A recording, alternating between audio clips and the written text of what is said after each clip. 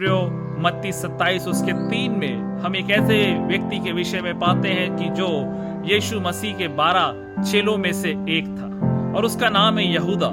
लेकिन उसने यीशु मसीह को 30 चांदी के सिक्कों में बेच डाला और उसके बाद जब यीशु को दोषी करार दिया गया तब वह बहुत पछताया। वहां पर लिखा हुआ है कि वो बहुत पछताया और उसने उन 30 चांदी के सिक्कों को प्रधान याजकों के सामने फेंक दिया। लेकिन समय निकल चुका था और उस समय पछताकर और क्या फायदा हो सकता है। उसकी करनी, उसके कार्य, जिस चीजों में उसने अपने विचार को लगाया, जिस काम को उसने किया, उस सारे काम का उसको जो सिर्फ एक फल मिला वो सिर्फ उसे पछताना मिला। उसके काम का फल उसे सिर्फ और सिर्फ पछताना ही मिला।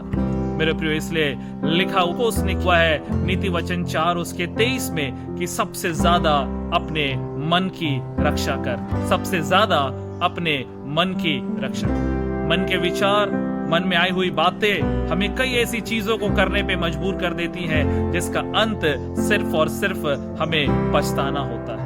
और इसी कारण मेरे प्रियो, हनन्या और सफीरा के विषय में भी हम देखते हैं कि पतरस हनन्या से कहता है प्रेरितों के काम उसके 5वें अध्याय के 3 वचन में कि हे हनन्या, तूने अपने मन में यह बात क्यों विचारी। उन्होंने भूमि की जमीन को तो बेचा लेकिन उसमें से कुछ रख छोड़ा। उन्होंने झूठ कहा और इस कारण से हनन्या और सफीरा दोनों की मृत्यु हो जाती है। और पतरस कहता है कि तूने अपने मन में इस बात को क्यों विचारा। आज जरूरत है मेरे प्रियो कि मन में ऐसे बातों को ना लाएं, अपने जीवन से ऐसे कार्यों को ना करें जिसके अंत में आपको और हमें सिर्फ और सिर्फ पछताना ही पड़े। अंत में हमें सिर्फ और सिर्फ पछताना ही पड़े।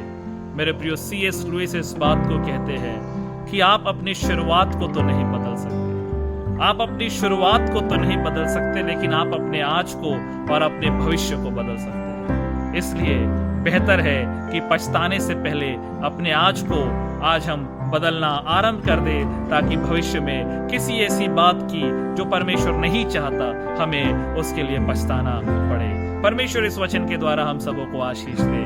आमीन।